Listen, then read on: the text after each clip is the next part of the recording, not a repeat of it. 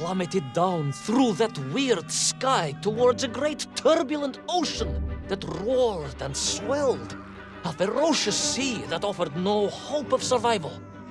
I thought of home and wept, unaware that in an instant, my fortunes would be changed by an event so bizarre, I almost hesitate to tell you. And it happened like this.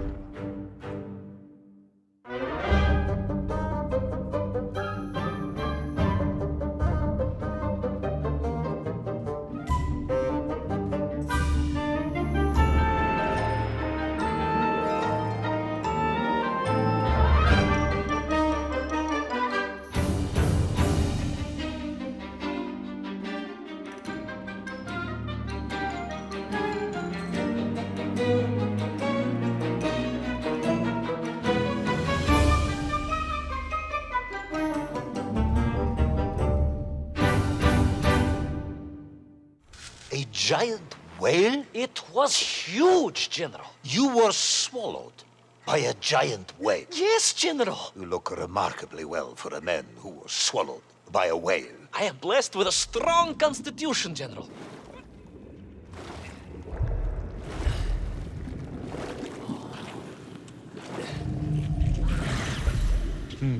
And I assume you are now going to tell me how you managed to escape from the belly of this giant whale. Naturally, General. And I must say, it really was a fascinating glimpse into the interior life of one of our world's most magnificent beasts. I consider myself a wiser man after this experience.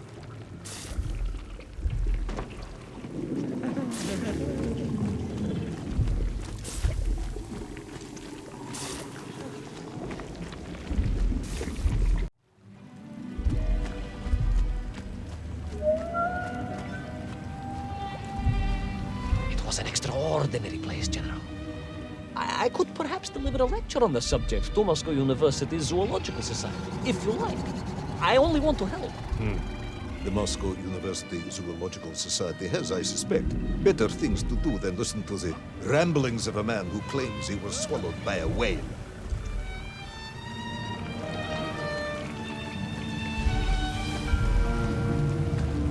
That is a shame, General. People can be so closed-minded. I, on the other hand, had little choice but to hear you out. For your own sake, Ivan Ivanovich, I must urge you to be brief. Absolutely, General. I will tell you directly of my miraculous escape from the belly of the whale. You simply won't believe what happened next. That is becoming a dangerously overused phrase, comrade.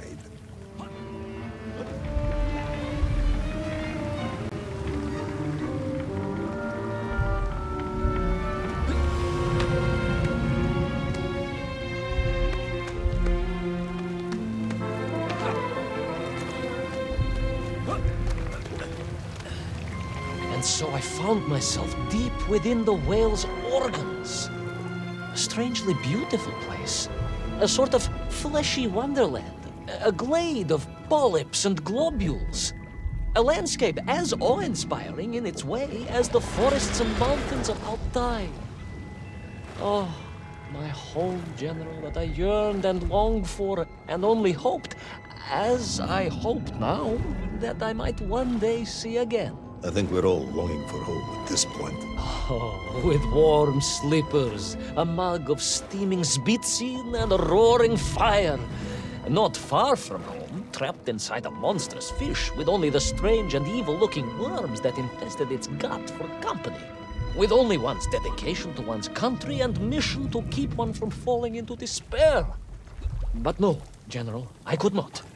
I had to escape, to find little Orpheus and my way back to the surface and home.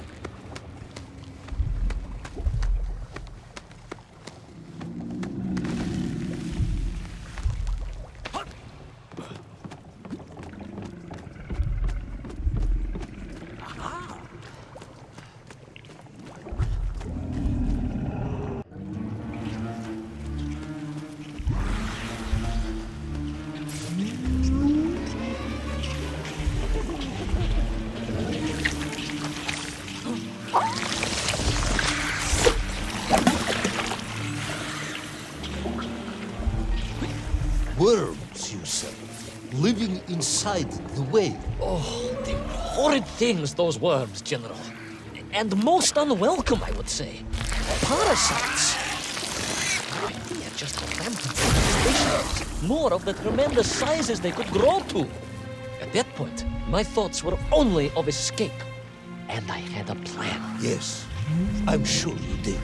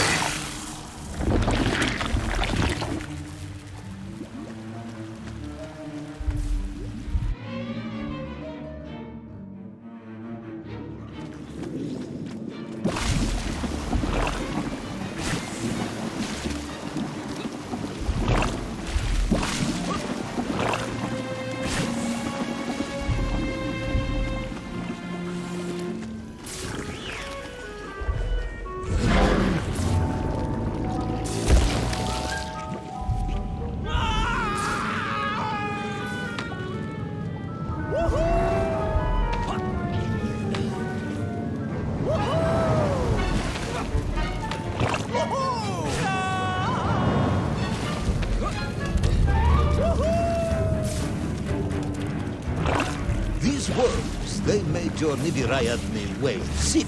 Wherever they attached themselves, the flesh began to turn gray and die.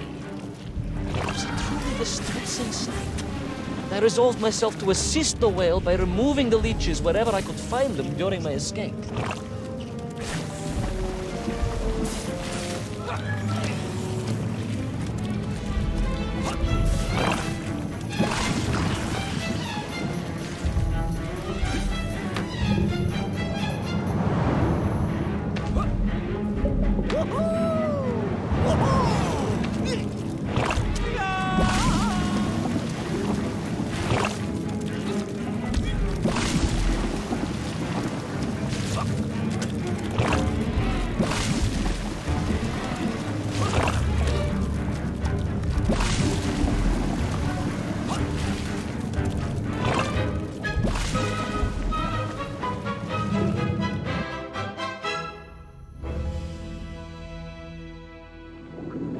In my mind, it was a simple plan, General.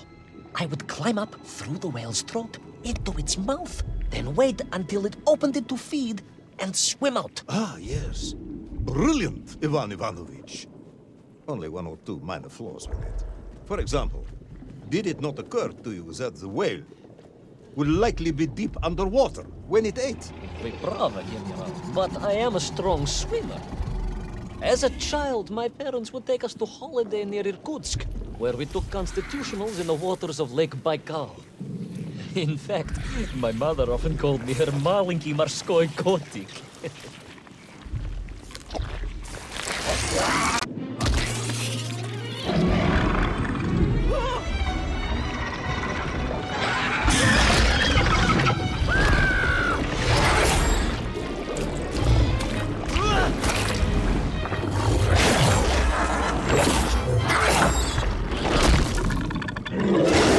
A giant worm for a giant whale, huh? At the risk of repeating myself, it was huge, General.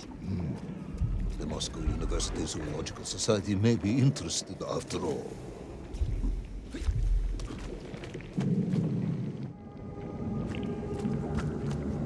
Let us take a moment, Ivan Ivanovich. Your ridiculous plan to escape through the mouth of the whale failing, You would now have me believe you had embarked on some misguided crusade to free it of the worm infestation. To what end, exactly? When one suffers, we all suffer, General.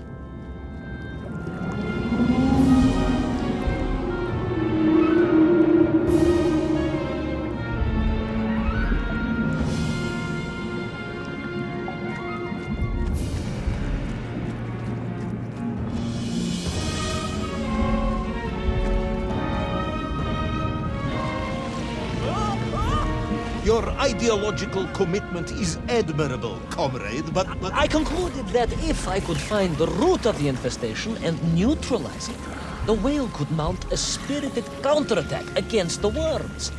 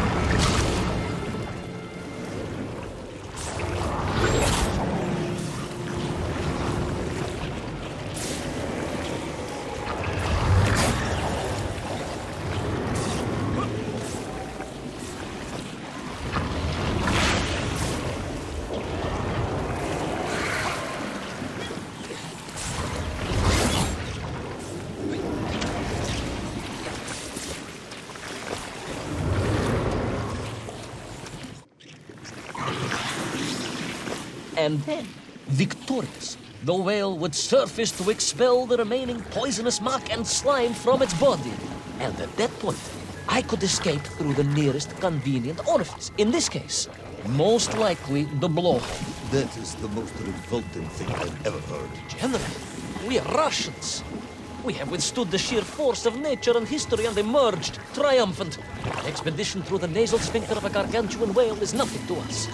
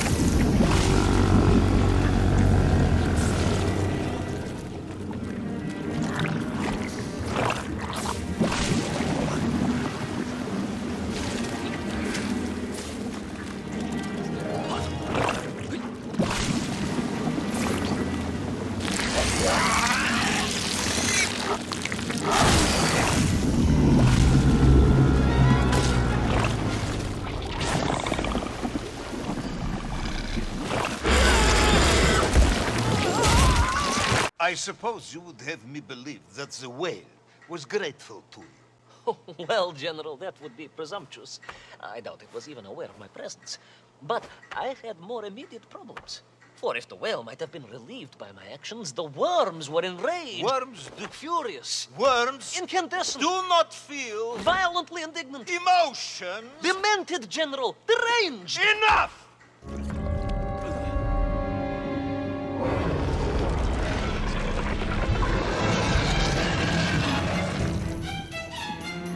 Where is little Orpheus?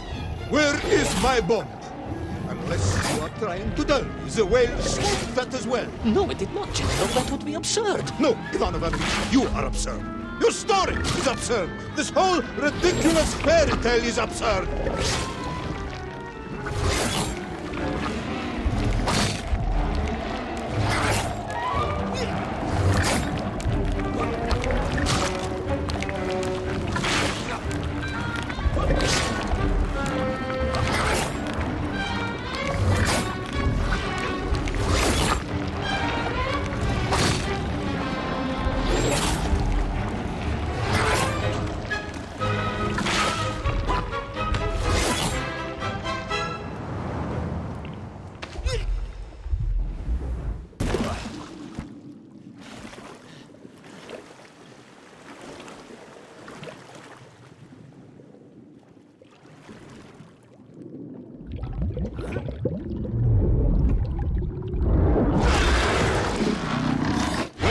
Brave yet foolhardy hero escape the furious worm? Will he be doomed to spend his days trapped in the innards of a bad-tempered cetacean? Where is the whale swimming to in such a rush, and what will it do when it gets there? Is the general about to lose his temper and order the cosmonaut shot? All of these questions and more must surely be answered in the next exciting episode of Little Orpheus!